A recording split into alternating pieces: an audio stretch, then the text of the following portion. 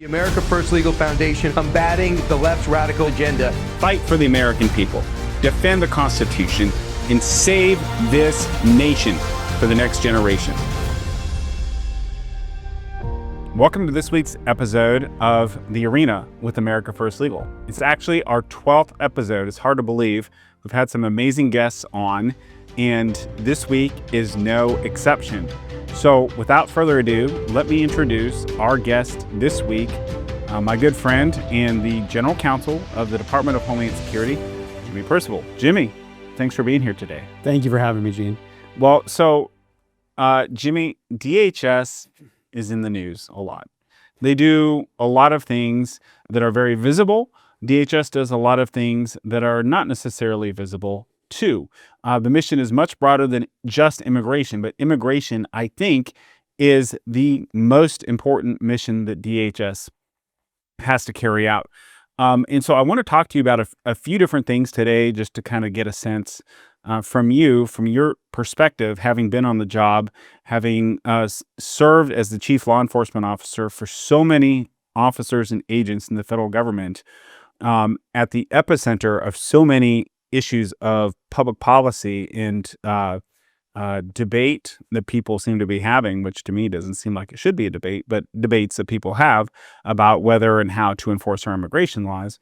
I just want to kick things off and give you a chance to talk a little bit more just about who you are and what the general counsel role is at DHS, because it's one of the things we always try to ask people when we have a guest on. Hey, for the folks at home who might not understand, what is your job? What do you do? And what does it mean to the folks at home? Yeah, well, again, thanks for having me. In terms of who I am, I've been in public service a long time. I feel like working on immigration issues for a while was something that kept reaching out and grabbing me. Maybe I was running from it a little bit. Obviously, we worked together in the first Trump administration. And I went to Florida to, be a litigator and raise a family. Kind of found myself suing the federal government, and then all of a sudden the Biden administration happens, immigration becomes a huge focus, and I really took to it. I filed a lot of cases against the Biden administration, and then when I was given the opportunity to take this job, it was kind of a no-brainer. But in terms of your question, we are a huge agency, and I think there really was a vision after 9/11 to bring all these different components together. We have the Coast Guard, we have TSA, we have not just the immigration functions, but we have the customs functions in CBP, which used to be part of Treasury. We have FEMA, we have Secret Service, and I am the head lawyer of all of that. One of the features of DHS is that all the component lawyers report to me. So I have something like 3,500 lawyers who work for me in an agency of around 275,000 people, which is about half the size of Wyoming last time I checked. So it's a lot. When you have that many people working for you, a lot of what you're doing is just managing, but it's really working on the biggest and most important issues for an agency of that size. And as you might imagine, a big part of my day-to-day is the immigration stuff. Yeah. So let's talk about a little bit about the immigration stuff, because there's been a lot in the news, certainly over the last year and a half, but even within the last week or so. And I think people at home, especially lawyers who are tuning in to this episode today, or judges or whomever, don't even really necessarily understand the extent to which the system was broken for the longest time. And this is an opinion of mine that I hold very dearly. People might think otherwise, but let's talk about one issue that highlights just how broken the system has been, and that relates to fraud. And I would like to highlight fraud committed by a lot of, I won't disparage everybody, but elements of the private bar. And an initiative that you guys announced to taking on instances of fraud committed by some of these private immigration practitioners who will, for example, submit the same claim for multiple aliens, the same exact word-for-word asylum claim for 10, 20, 30, 40, 60, however many people, and expect to get away from it. And for the longest time, I mean, I know I saw this when I was in the field. It's been a long time, but when I used to work for ICE, I would see these cases all the time, and it would drive me up the wall that no one was ever doing anything about it. And so I know that you've recently issued a memo, as I recall, that asked for people to pay attention to these things and to impose consequences for conduct that is just plain fraudulent. I mean, it hurts everybody involved. Yeah, well, let me take all the pieces of it. I mean, you're absolutely right that fraud by attorneys in immigration court is a huge problem. I don't have to tell you. You're also absolutely right that for a long time we weren't doing anything, and now we are. I think it would be helpful maybe for me to set the table a little bit, and I'm going to be preaching to the choir when I talk to you, Gene, but I'm talking to your listeners. You often hear people say that our immigration laws are totally broken. And I do think it is true that there are ways they could be made better. But I don't think they're fundamentally broken. And I think President Trump proved that by taking over and securing a border that people told him could not be secured. And one of the things that I still encounter every day is someone tells me there is a problem, that problem has existed for 30 years, and that there is no way to solve it. And then you open up the statutes and you start looking through them and you figure out that actually Congress gave us the tools to deal with this problem, and either nobody thought about it, or more often that nobody had the backbone to do it, even though Congress gave us the tools to deal with it. And so I would always hear this problem about immigration fraud is we have these lawyers and they're just constantly filing fraudulent claims and there's nothing we can do about it. Well, it turns out that there's a statute that gives ICE the authority to issue fines against people who file fraudulent asylum claims. It also turns out that immigration officers can enforce those provisions, and that OPLA attorneys who work for me are immigration officers under the INA. So we did a memo just basically saying, hey, we've got this fine authority. We're putting everybody on notice. If you continue to file fraudulent claims, we are going to fine you. And we did our first fine, I believe, yesterday. It was an attorney who had filed over 40 fraudulent claims, mostly on behalf of Indian nationals, and the fines totaled up to $255,000. I mean, that's incredible. I mean, that's just one guy, one attorney. Think of how many people he submitted. And of course, what accompanies an asylum application, at least historically up until now, as a matter of course, work authorization, right? So spelling it out for the folks at home, what these lawyers would do is they would tell a client, in many cases, I won't get onto the specifics of this particular case, but just speaking from my own personal experience, they would tell a client, hey, I can get you work authorization to stay in the United States. And you just have to say that you're filing an asylum application, right? And so they would word for word, verbatim, submit the same exact application. Oh, I'm from this province in India, or I came from, this part of Mexico, or I came from whatever. And they would file the same exact thing for everybody. They'd automatically apply for an employment authorization document, otherwise known as a work permit.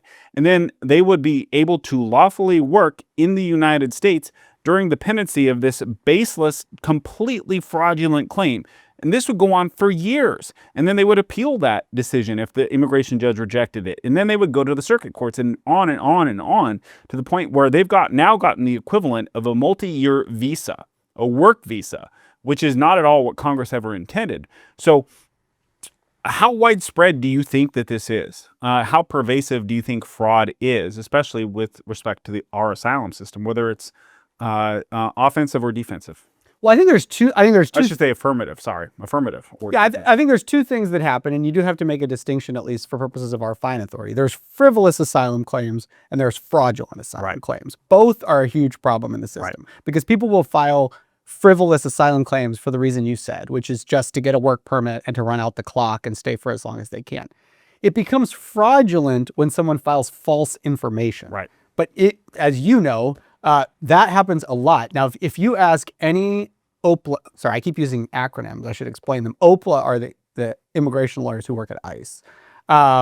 If you ask any OPLA lawyer, if you just use the word hockey stick to an OPLA lawyer, they will know exactly what you're referring to, which is that they get the same exact story from one Indian national after another, which basically says that somebody put them in a prison in India and beat them with a hockey stick. Yep. It's a very specific story, and so it makes people think it must be true, but it has been recycled in so many cases that every immigration attorney in the country has heard this story before. I mean, it's just one example, but it sort of illustrates, as you know, the extreme level of fraud that occurs. Yeah. So let's talk about another area of fraud that I know that, or at least I think that you guys are looking into, which is fraud in our special immigrant juvenile visa program. And so for folks who don't know, this is a visa that's made available, or actually, you know what? I'm not gonna explain it. I'm gonna let the expert explain it. So we're gonna ask Jimmy to explain the SIJ program and the fraud and some of the things that you guys are doing to combat it. Yeah, so there's a visa program that are basically for children who are aliens in the United States who've been abandoned by their parents, which I think a lot of people hear about that and they think, oh, that's a very lofty goal. I can imagine why we would do that. The problem with the program is that the way you prove you are an abandoned illegal alien child, basically, well, you don't have to be an illegal alien, but an alien, is you go to a state court and you get an order from the state court that basically says that you were abandoned. The problem with this is typically when you get that type of order from a state court, think of it like an uncontested divorce, right? You go into the judge, you say, hey, I was abandoned. There's nobody we say in the legal world on the other side of the V who's saying, actually, I contest that. At like an evidentiary hearing, this person is lying.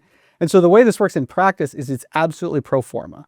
Every person goes in, they say, I was abandoned. It gets granted without any further thought, and the person becomes eligible for one of these visas.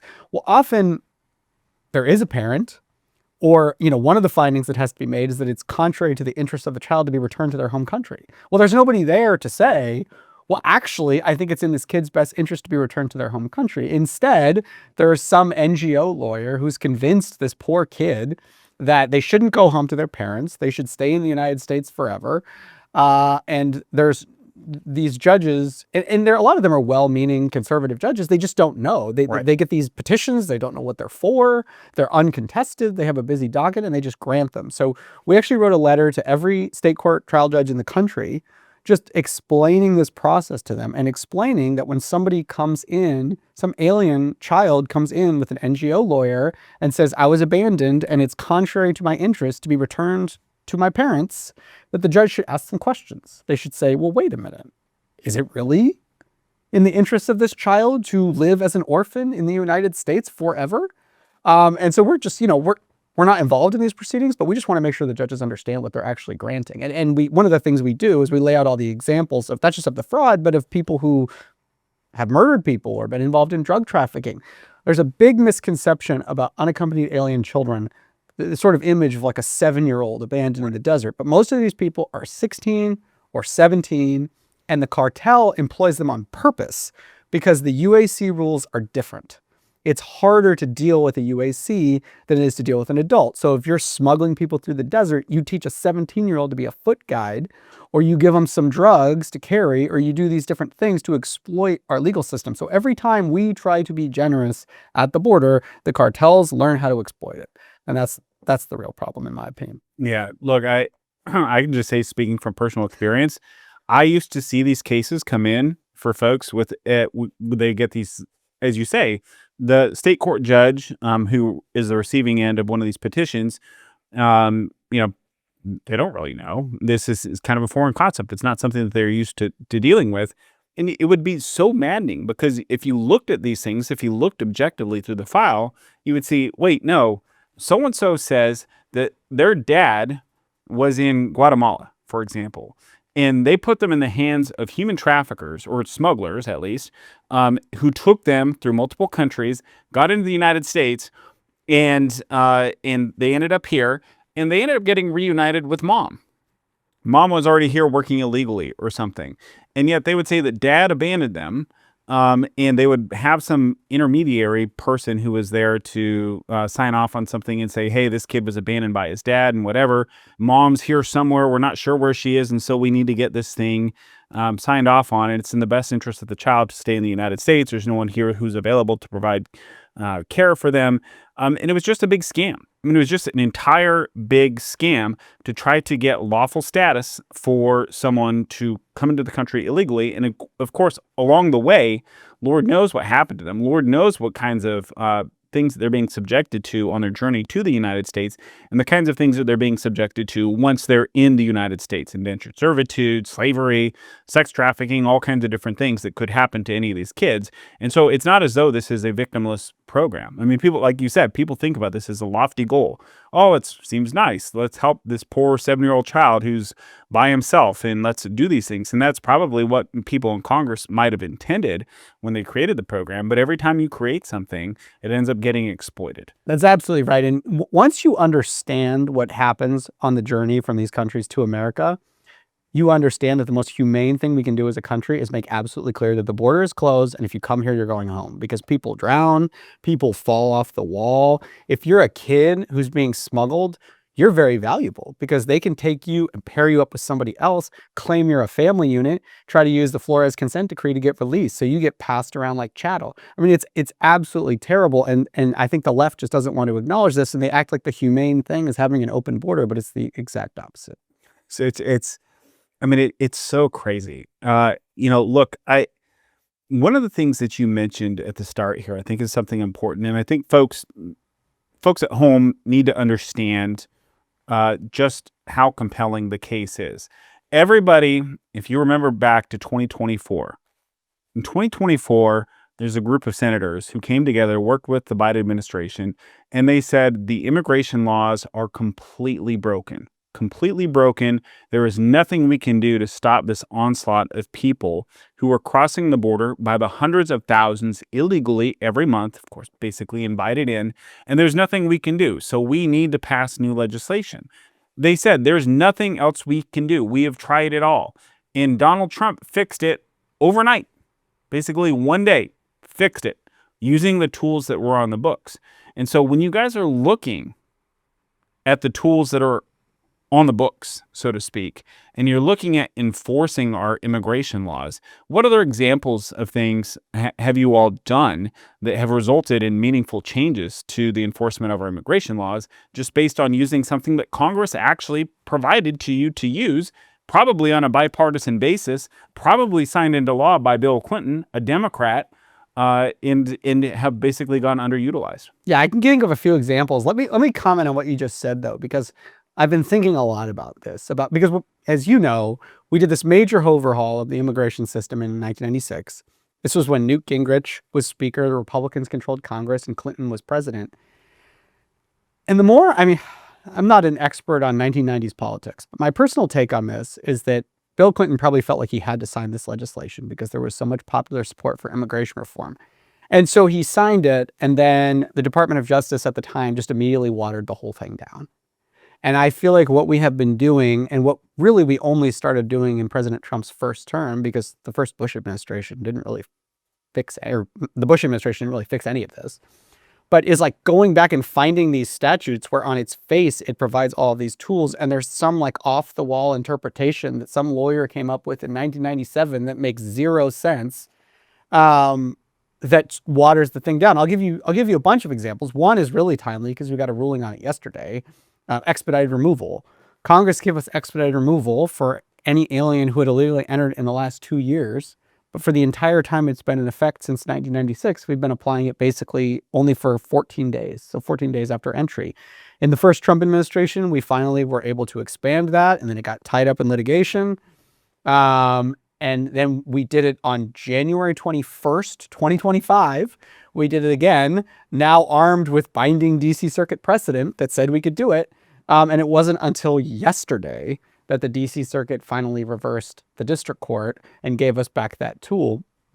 But there's several other examples. One that's very near and dear to my heart is the detention authority issue. This is whether 8 U.S. Code 1225 or 8 U.S. Code 1226 applies to an illegal entrant.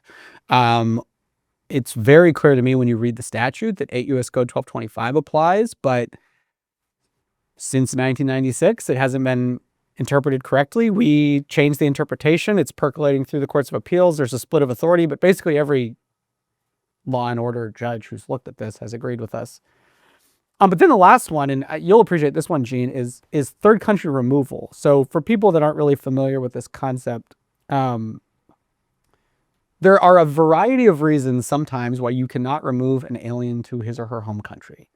One is if they get some sort of we'll call it country-specific relief. So they don't have asylum, but they have something called Convention Against Torture or Withholding of Removal Relief that says you can remove them, you just can't send them to their home country.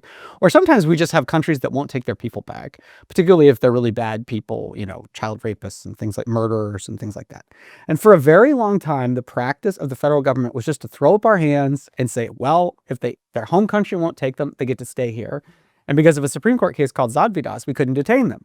So that meant that, let's say Vietnam says, oh, one of our citizens is a child rapist. No, thank you. We don't want him back. Then we would say, well, what are we going to do with him? So we would just release him and he would just live among us. I mean, it's absolutely crazy. And Congress gave us the authority to deal with this. And we finally dealt with it. I mean, I think people have probably read the news about us repatriating people to African countries and things like that. But I don't know if everybody understands why we're doing it and what a major sea change it is, dealing with an extremely important public safety problem. Yeah, I mean, just think about the insane public policy that says that we are going to threaten the safety and security of our own communities with the presence of this convicted, for example, child rapist, and release them into American communities because their home country won't take them. It's insane. It's absolutely insane.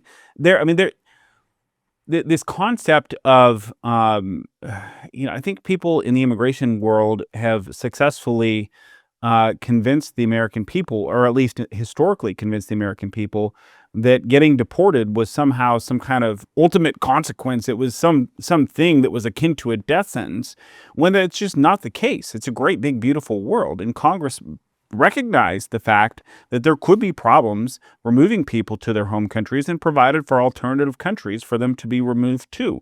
And so it's not all that controversial when you think about it. It's just a matter of finding somewhere in this great big world that God created that someone can go to. It's like the lines of the song, you don't have to go home, but you can't stay here. That's exactly what the situation is. You don't have to go back to Vietnam. You don't have to go back to Brazil. You don't have to go back to wherever, but you don't get to stay in the United States just because they failed as a country. I'm not going to name who said this, but somebody at the White House said to me, they were calling ICE kidnappers. And this person said, they're the only kidnappers who drive you home. It's very true. It's true. I mean, like what, your home is not in the United States. You were a subject of a foreign country. You were a subject of the sovereign government of that foreign country. What's so wrong with being sent home? Well, and the other thing, and you taught me this, Gene, is that all of these other countries are signatories to the same international treaties that provide the basis from our obligation to provide people with refugee status and asylum, right?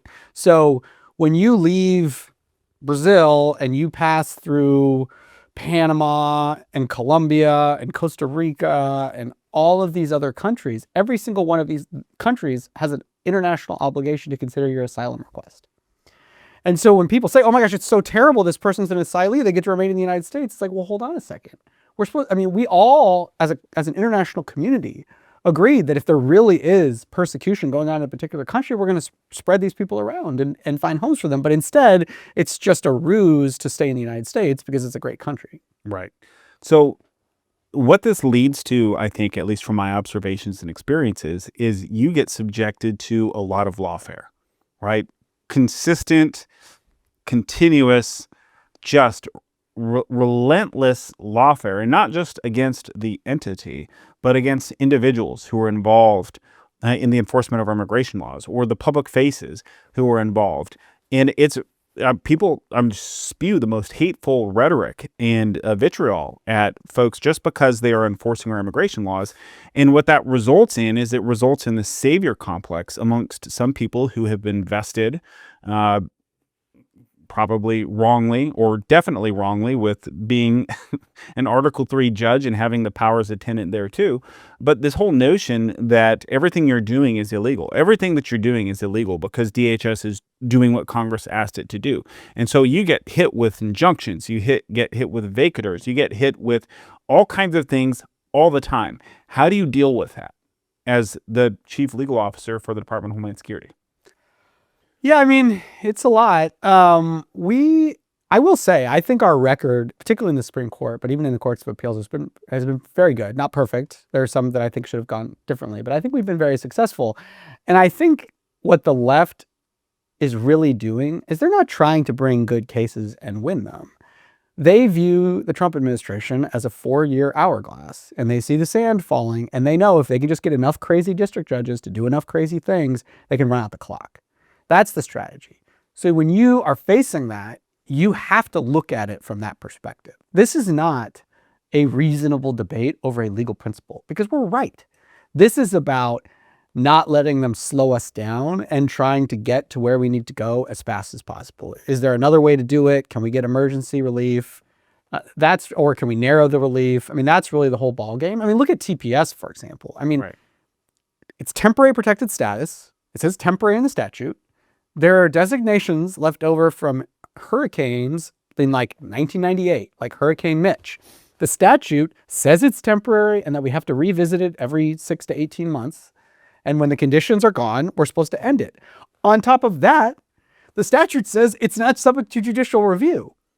And yet all we've done is terminate these extremely obvious TPS designations. And we've now been in court for 1.5 years. We're hoping the Supreme Court's going to rule for us like this week or next week. But this is a frivolous claim that is going to delay what we are doing by 1.5 years in a 4-year administration. Right. So that's the ball game, I think. And once you understand what the left is really up to, I think it really informs your strategy. I think that's wise. I mean, I think that's exactly right. They are trying to run out the clock. I mean, you just gave the example of this decision out of the D.C. Circuit on expedited removal, right? And just think of the implications from that. Because, for those who don't know at home, expedited removal means the illegal alien who crossed the border and gets removed without an immigration court hearing. So hence the term expedited. There's some built-in kind of procedures and other things that have to be observed, but generally speaking, it allows for the prompt deportation of an illegal alien who crosses our borders. Now, one of the things that's really, I think, it's not depressing. It's not anything to get depressed about, but it's just really telling about the circumstance is that you can apply expedited removal to people within 2 years of their encounter of the United States upon being found by an immigration officer. And so every delay inures to the benefit of these illegal aliens. And so they've ran out like a 1.5 years time just on that.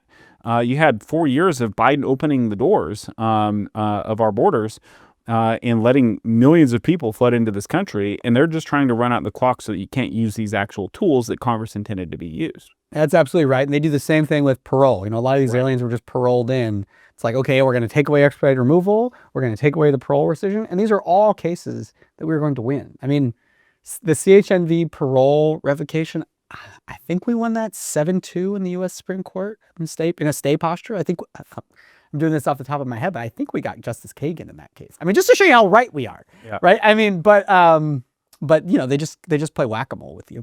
Can you think of so you're a lawyer, you haven't been doing immigration your entire career, but can you think of in other contexts where there is a tolerance for the massive violations of federal law the way that there has been in our immigration system? So maybe it's, in tax or in criminal law or in antitrust or anything else where, in fact, you can have an order from a federal immigration judge that says you have to go home, and you can have 1 million+ people in the United States who have those orders and they haven't left. But the moment you put hands on them, the moment you try to remove them from the country to enforce those laws, you get criticized. You get called a Nazi. You get called all kinds of different things. In what other area of the law is there tolerance for this level of illegality and non-compliance with the laws that Congress passed? Now, I mean, I don't think there is, but I do think there are 2 points that are important, sort of ideas that the left exploits to try to push this. And fundamentally, it's that civil immigration enforcement is just that. It's civil. And they're like, oh, it's civil. It's not criminal. And they try to make this mean that it's not serious or not important or that you could just violate the law with impunity. But I think what people need to understand is civil immigration enforcement is civil, not because someone decided it was not important, but because of the relief you are seeking. Because the relief you are seeking is a deportation order. You are not seeking to detain and punish someone. And so necessarily that is civil enforcement and not criminal enforcement, because you are seeking an order to do something. You are not seeking something punitive. And so it's civil for just a basic procedural reason, but the left has time and again tried to use this civil status to suggest that immigration enforcement is not important. And there's this famous line, obviously, in Justice Kennedy's opinion in Arizona, where he's like, oh, being here illegally is not a crime. Well, that's true in the most technical sense, but it's a completely absurd statement. Because in order to be an illegal alien, you have to basically have committed a variety of other crimes. And then in order to continue to live here illegally, you have to constantly be committing additional crimes. Right. I think the vice president and the president and everybody who's working on this fraud stuff is really helping Americans finally understand this, that a person who's willing to break the laws doesn't just break one law. They break many laws. And I think we're learning that. But I think just educating people on the idea that just because it's civil doesn't mean it's not serious. I mean, termination of parental rights is civil. Right. But it's very serious to take away your right to be a parent. So I think that's something we really have to push back against. So, speaking as someone who spent a lot of years in the Department of Homeland Security as a lawyer, I know that you have hiring needs, just recurring, evergreen hiring needs, just as anyone would. What would you say to a young lawyer or a young law student who is trying to think about their career and their future, and they want to do the right thing and they want to help their country? Why should they come work for DHS or any of its components? Well, I think, one, the work we do is like very interesting and exciting. I mean, when you're doing all the things you're reading about in the press every day, and you walk by the TV and your boss who you just saw is talking on Fox News, there's something really fun about that. It's also very righteous. I mean, it feels good. I constantly hear people say they hate, not my friends, but a lot of people say that they hate being a lawyer, or that being a lawyer is a miserable job. I love my job. I don't even get Sunday scaries. Like I have so much fun at work, and not because it's not hard, but we have this there's an aspect of the human condition where we actually are more happy when we're working, and when we're working hard, not too hard. And so I just find it incredibly fulfilling. But I also think it's an opportunity to work on many different areas of life. If you don't know what you want to do, working at DHS is a little bit of an opportunity to do everything, because the agency is so big. In the government, we deal with so many different areas of law. I mean, I have to do like fiscal law and employment law. I do Fourth Amendment stuff. I do immigration law. I mean, I've had to learn international law. You sit there and watch the Coast Guard guys, board a ship full of oil from a problematic country. I mean, all of this is within my portfolio, and it's all super interesting. Yeah. So on that note, Jimmy, to our conservative lawyers and law students at home, who might not have considered working at DHS in the past, or maybe they thought it was kind of the other because immigration was connected to it, I would highly encourage you to go there today, apply for opportunities. I can tell you from personal experience, it is a wonderful place to get a broad exposure to so many different issues under the legal regime, the umbrella, the United States Code, that you get to touch as a DHS lawyer in a way that I don't think many other agencies and departments have an opportunity to do. So I hope that you get a flood of applications. Well, I hope so too. I always mess up the numbers, so don't hold me accountable on this. But part of our customs function at the border, because CBP does customs too, is when someone's trying to bring something across the border through a port of entry, we apply the laws of every other agency. So if somebody's bringing in drugs, we apply FDA's laws about pharmaceuticals. If somebody's bringing in agriculture, we apply the laws of the Department of Agriculture.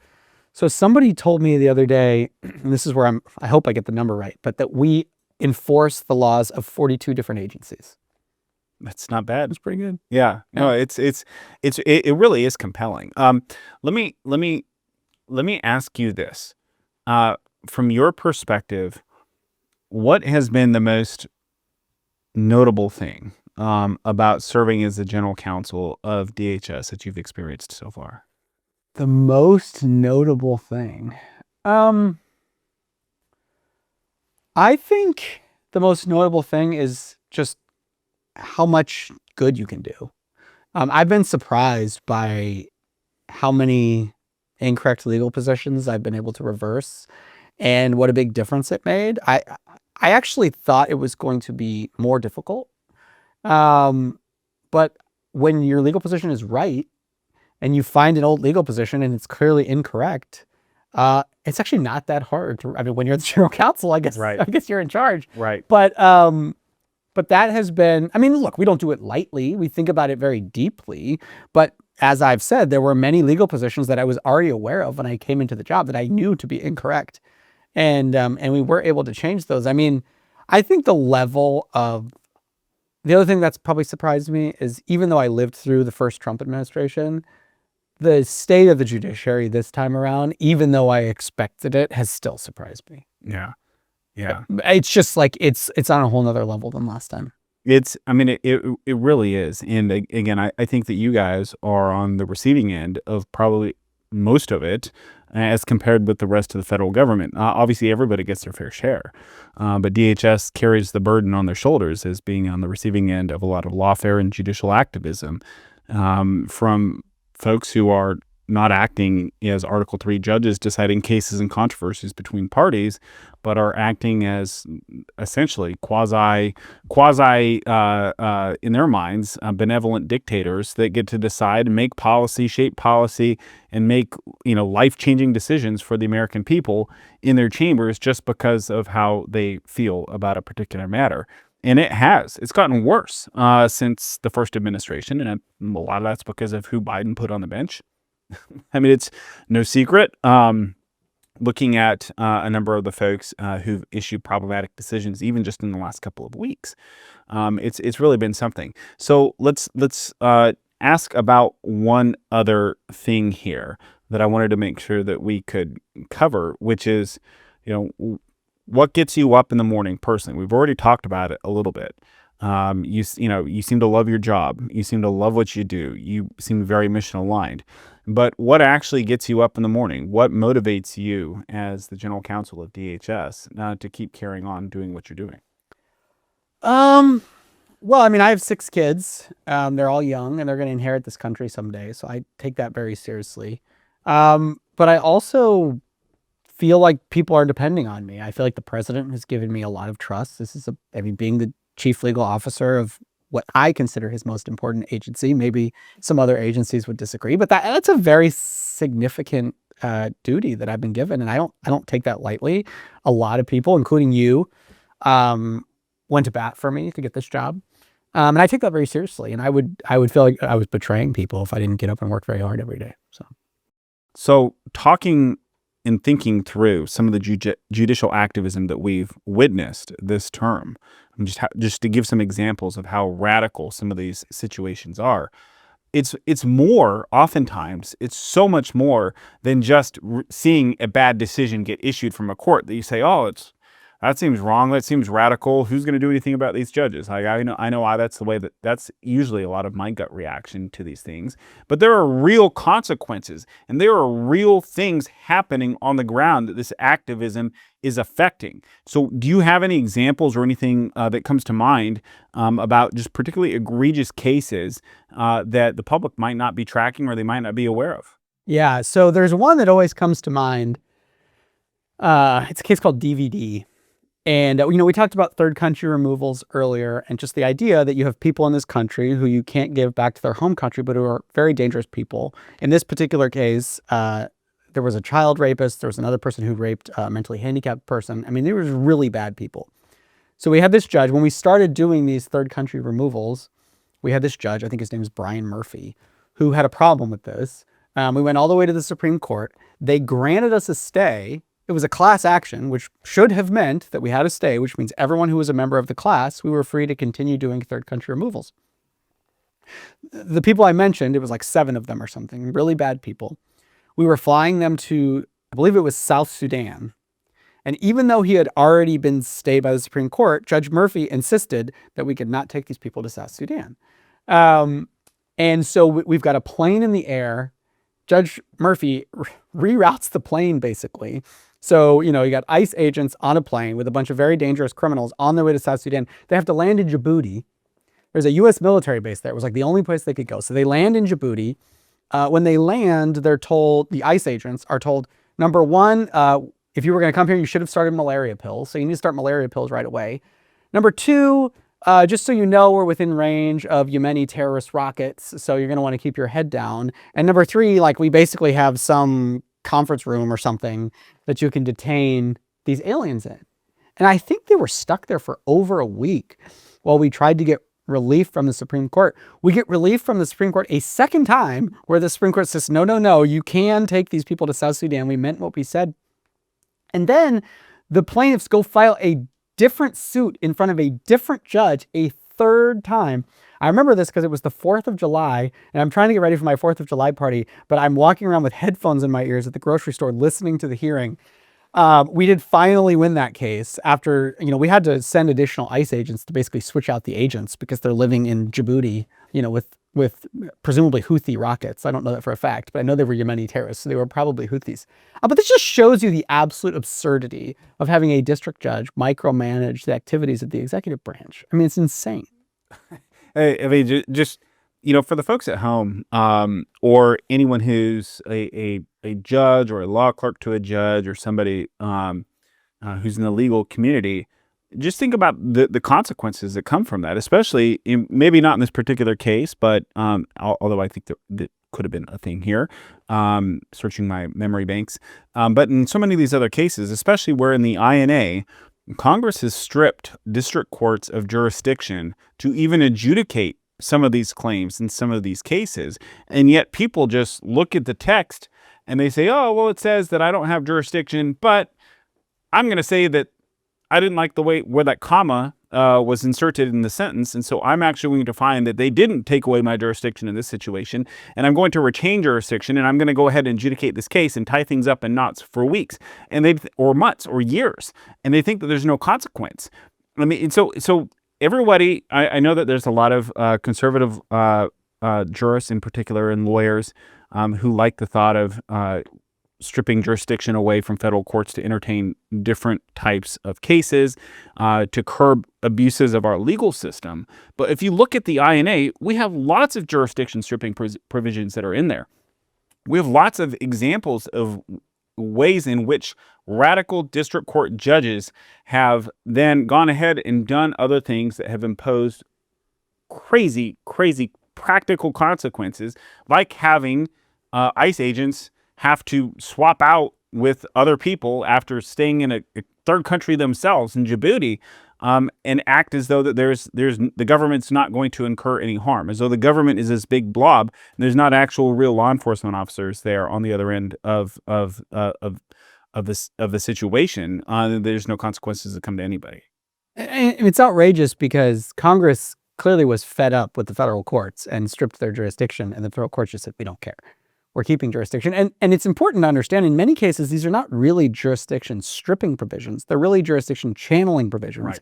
And I make that distinction because you go to immigration court, and yes, that is not an Article III judge. You raise all your claims, and then at the end of the case, you can go directly to the Court of Appeals on which call a petition for review. So it's not that there's no federal court review of these decisions ever. It's just that Congress has set up a different process, and these district judges just don't like it.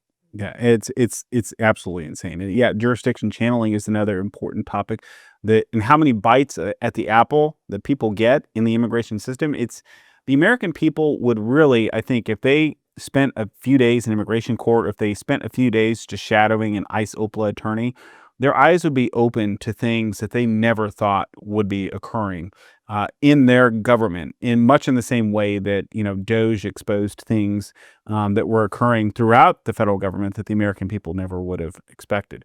Jimmy, we do every week a segment about bad legal takes. And the one that I'm going to cover today, I don't know that you have to comment on the merits of it, but I'm going to go ahead and touch our bad legal take before we go for the day. And I think it'll be one that you're interested in. So now it's time for this week's bad legal take. From viral bad arguments to headline mistakes, we're calling them out on bad legal takes. Today's bad legal take comes from one district court judge, Casey Pitts, out of the Northern District of California. Some of you may have seen this in the news. There's lots of bad legal decisions all the time that we encounter in the immigration system.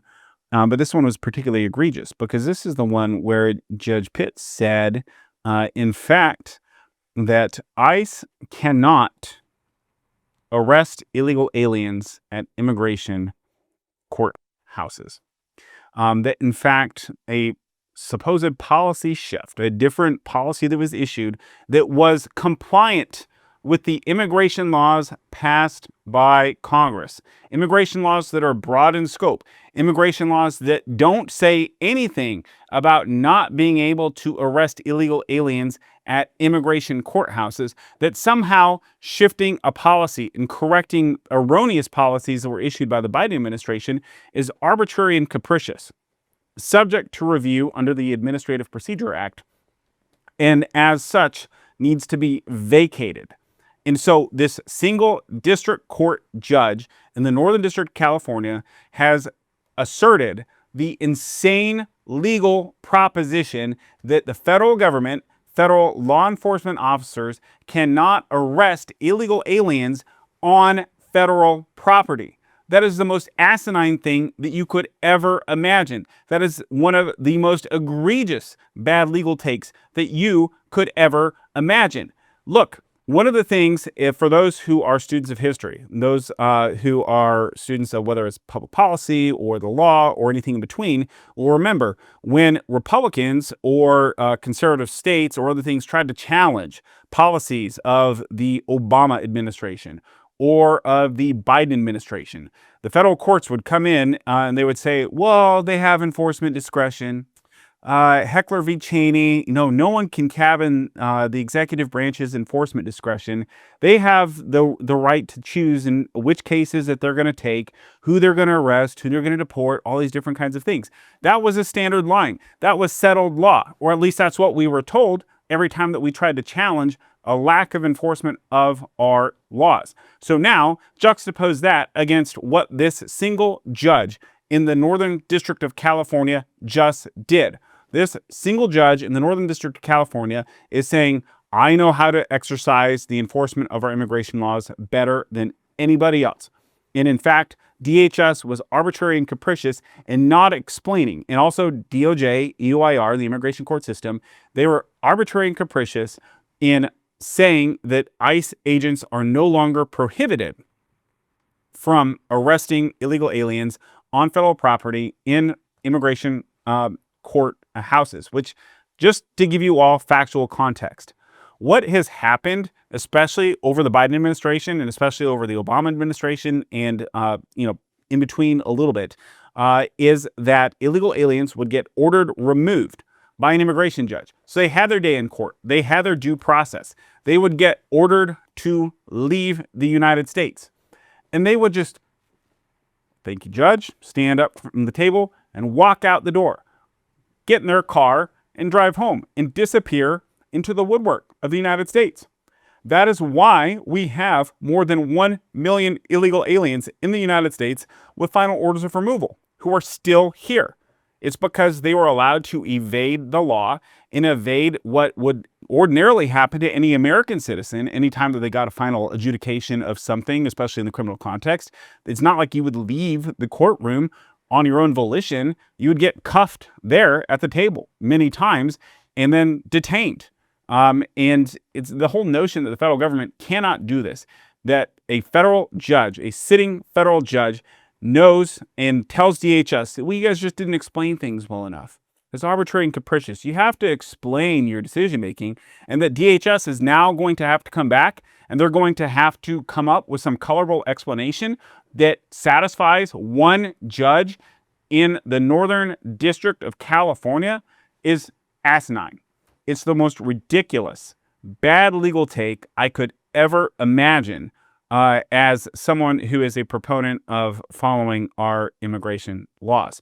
So it is not arbitrary and capricious under the APA. There are lots of other reasons why this is a bad decision, why it is a bad legal take. I suspect that this order will not be long for the world. We'll see the way that the world goes. But that is this week's bad legal take. You will see these things a lot. And every time you see some hyperbolic headline out of the legacy news media outlets about some policy being blocked or some policy being stopped.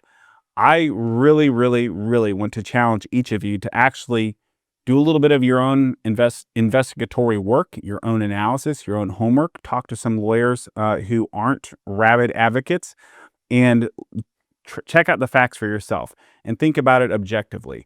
Does it make sense that in the year 2026, the federal government cannot arrest an illegal alien leaving a federal courthouse after they have been ordered to leave the United States? If that makes sense to you, I think you have bigger problems that you need to address. For the 90+% of people who that does not make sense, congratulations. You know more about the law than this sitting federal judge. So that's this week's Bad Legal Take. I don't know that you need to opine on that unless you want to. I mean, the only thing I would say, Gene, not opining on the specific decision, although I did opine on it on Twitter yesterday, is that, I used to sue DHS on behalf of the state of Florida when they would categorically refuse to enforce the law. And I would be told that I could not do that because it was committed to the agency discretion and not subject to judicial review under Heckler v. Cheney. And it's just so bonkers to me that you would say that if you don't enforce the law, if you don't do what Congress said, if you said, we don't care, we're not enforcing it, there's nothing a court can do about that. But if you simply do enforce the law, you do what Congress told you to do, and you just do your job, now a court has jurisdiction to tell you not to. It makes zero sense. It just makes my head explode. And this is even more egregious than the DACA decision, which was ridiculous in and of itself. There's not even any private legal rights that someone could have accrued here. There's no reliance interest that someone could have accrued. It's not as though every illegal alien in the United States approached immigration courthouses and thought, aha, I know that I'm not going to be arrested here. I can flaunt the law all that I want as long as I'm on federal property. There's no reliance interests that were created. This is completely different. And even as egregious as the decision in DACA was back in the first Trump administration, this is flagrantly more so. And it's absurd. The notion that district court judges can, again, stop people from enforcing the law, but that they can shrug their shoulders and say, oh, there's nothing we can do because we're not going to micromanage the executive branch. We're not empowered to do that when people actually want to see those laws enforced is just something that is not a sustaining and enduring concept that will be long for the world, I don't think. So, look, we covered a lot today. I know that there's a lot that's going on. It's hard to keep up with all of these things. We here at America First Legal try to do our best to keep you informed, keep you updated about the things that we're doing, bring on great guests like this week's guest to talk about issues a little bit below the surface, a little bit deeper than what you're going to get just from the headlines, and to give you a little bit of analysis that you can take home with you and share with your friends and family. So stay tuned for next week. It's going to be a great one. And thank you for tuning in this week, and we'll see you all soon.